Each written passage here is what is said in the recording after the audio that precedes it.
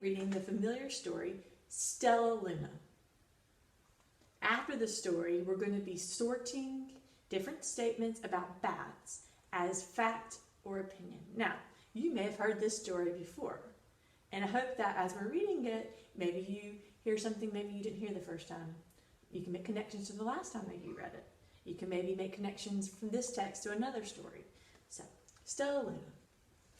In a warm and sultry forest air far away, there once lived a mother fruit bat and her new baby. Oh, how Mother Bat loved her soft, tiny baby.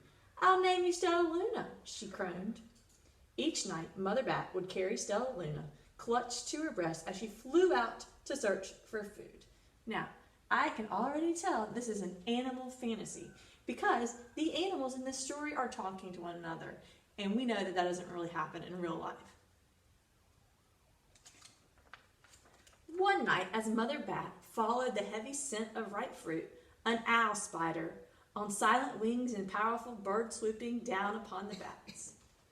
Dodging and shrieking, Mother Bat tried to escape, but the owl struck again and again, knocking Stellaluna into the air. Her baby wings were as limp and useless as wet paper. That's an example of a simile. When the author compares one thing and uses the word as or like to another thing, that's an example of an simile. Down, down she went, faster and faster into the forest below.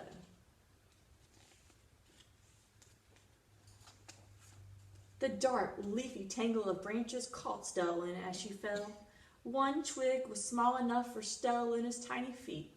Wrapping her wings about her, she clutched the thin branch, trembling with cold and fear. "Mother," Stellaluna squeaked, "where are you?"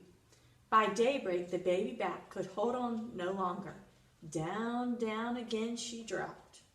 Poor Stellaluna. Flump! Stellaluna landed headfirst in a soft, drowning nest, startled the 3 baby birds who lived there. Stellaluna quickly clambered from the nest and hung out of sight below it. She listened to the babble of the 3 birds. "What was that?" cried Flap. "I don't know, but it's hanging by its feet," chirped Flitter. "Shh, here comes Mama," hissed Peep. Many, many times that day, Mama Bird flew away, always returning with food for her babies. Stellaluna was terribly hungry, but not for the crawly things Mama Bird brought. Finally, though, the little bat could bear it no longer. She climbed into the nest, closed her eyes, and opened her mouth. Plop! In dropped a big green grasshopper. Stellaluna learned to be like the birds. She stayed awake all day and slept all night, and the word for that is nocturnal. She ate bugs even though they tasted awful. Her bat ways were quickly disappearing, except for one thing. Stellaluna still liked to sleep hanging by her feet. Once, when Mama was away, the curious baby birds decided to try it too. When Mama Bird came home, she saw 8 tiny feet gripping the edge of the nest. "Eek!" she cried. "Get back up here this instant. You're going to fall and break your necks."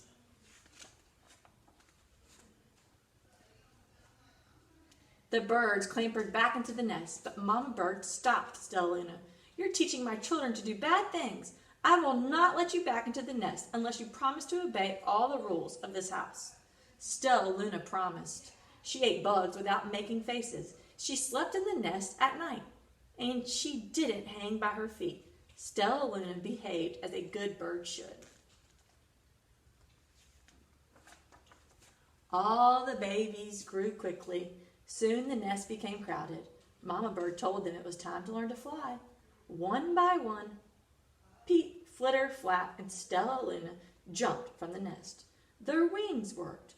"I'm just like them," thought Stellaluna. "I can fly too." Pip, Flitter, and Flap landed gracefully on a branch. Stellaluna tried to do the same. How embarrassing. I bet you're making a connection right now to your life. A text to self-connection about maybe one time when you felt embarrassed. I will fly all day, Stellaluna told herself. No one will see how clumsy I am. The next day, Pip, Flitter, Flap, and Stellaluna went flying far from home. They flew for hours, exercising their new wings. The sun is setting, warned Flitter. We had better go home, or we will get lost in the dark, said Flap. But Stellaluna had flown far ahead and was nowhere to be seen. The 3 anxious birds went home without her.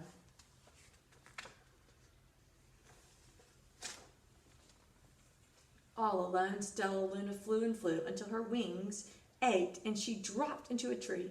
I promised not to hang by my feet, Stellaluna sighed. So she hung by her thumbs and soon fell asleep. She didn't hear the soft sound of wings coming near.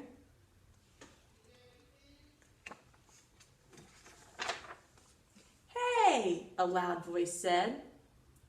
Why are you hanging upside down? Stellaluna's eyes opened wide. She saw a most peculiar face. I'm not supposed to be upside down. You are, Stellaluna said. But you're a bat. Bats hang by their feet. You are hanging by your thumbs. So that makes you upside down, the creature said. I'm a bat. I'm hanging by my feet. That makes me right side up. Stellaluna was so confused. And so am I. I'm a little confused as well. Mama Bird told me I was upside down. She said I was wrong. Wrong for a bird, maybe, but not for a bat. More bats gathered around to see the strange young bat who behaved like a bird.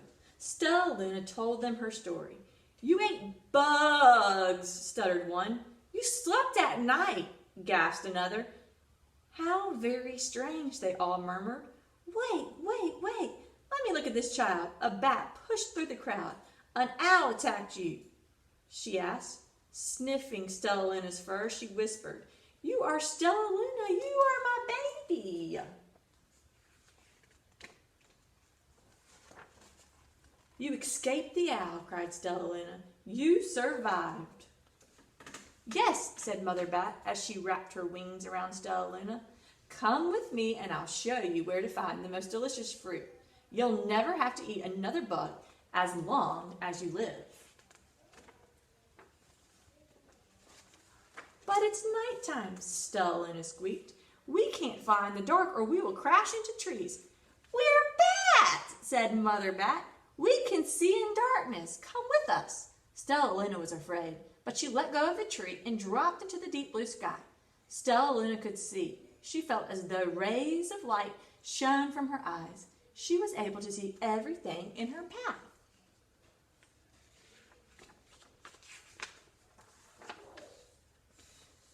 Soon the bats found a mango tree, and Stellaluna ate as much of the fruit as she could hold. I'll never eat another bug as long as I live, cheered Stellaluna as she stuffed herself full. I must tell Pip, Flitter, and Flap. The next day, Stellaluna went to visit the birds. Come with me, meet my baby family, my bat family, said Stellaluna. Okay, let's go, agreed Pip. They hang by their feet and they fly at night, and they eat the best food in the world, Stellaluna exclaimed to one of the birds on the way. As the birds flew among the bats, Flap said, I feel upside down here. So the birds hung by their feet. Wait until dark, Stellaluna said excitedly. We will fly at night. When night came, Stellaluna flew away. Pip, Flitter, and Flap leapt from the tree to follow her. I can't see a thing, yelled Pip. Neither can I, howled Flitter. Oh, shrieked Flap. They're going to crash, gasped Stellaluna. I must rescue them. Stellaluna swooped about, grabbing her friends in the air. She lifted them to a tree, and the birds grasped at a branch. Stellaluna hung from the limb above them. We're safe, said Stellaluna. Then she sighed. I wish you could see in the dark too. We wish you could lay on your feet, Flitter replied.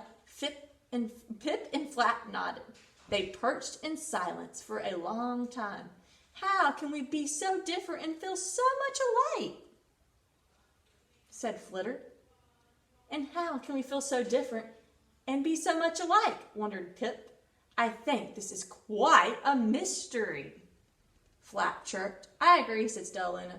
But we're friends, and that's a fact. The end. So right now, I'm going to ask you to compare and contrast some of the animals in the story or in the text. And we know that when we compare things, we talk about how they're alike. And when we contrast, we tell how things are different.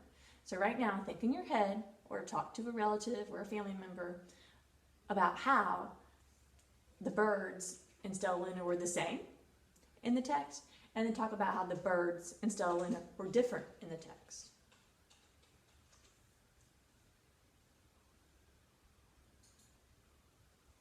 To be completing our activity where we take the statements about bats and we sort them as fact or opinion.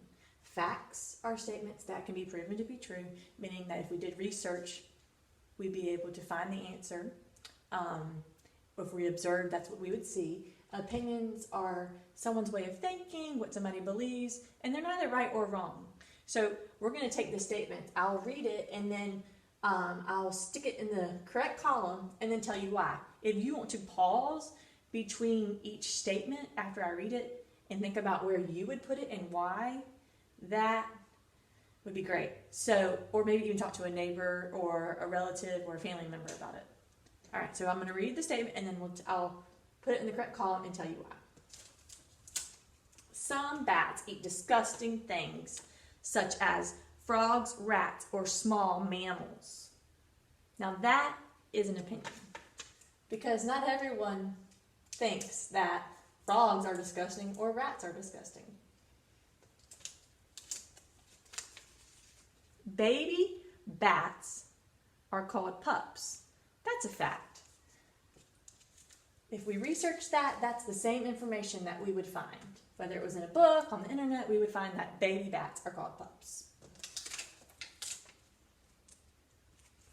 Bats are mammals that can fly. That's a fact. We could find that information in a book or on the internet or even observe animals at the zoo. That's what we would find.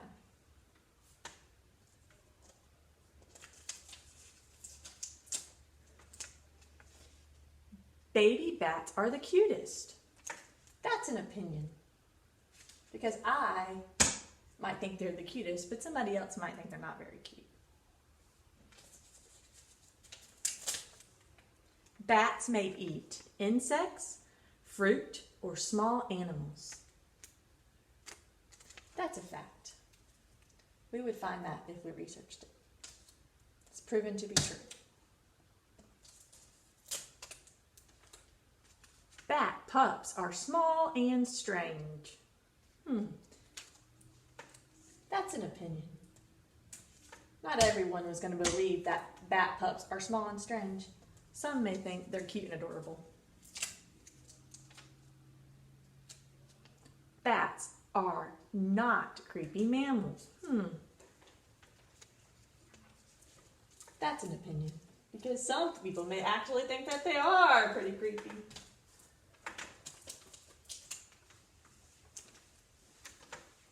Caves are too scary for humans, but not for bats. That's an opinion.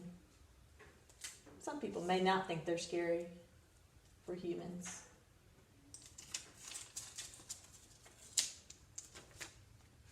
Vampire bats wound cows, horses, or other large mammals, then lick up their blood. That's a fact. If we researched about vampire bats, that's definitely the information that we would find. Probably that's where they got their name from. Usually, bats only have one baby at a time. That's a fact.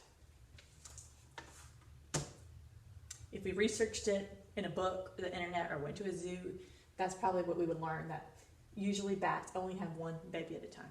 Okay, so that completes the activity. One side are the statements that are facts about bats, and the other side are the statements that are opinions about bats. If you'd like to view this activity, you have the PDFs linked on the Some More in the Reader's Workshop portion.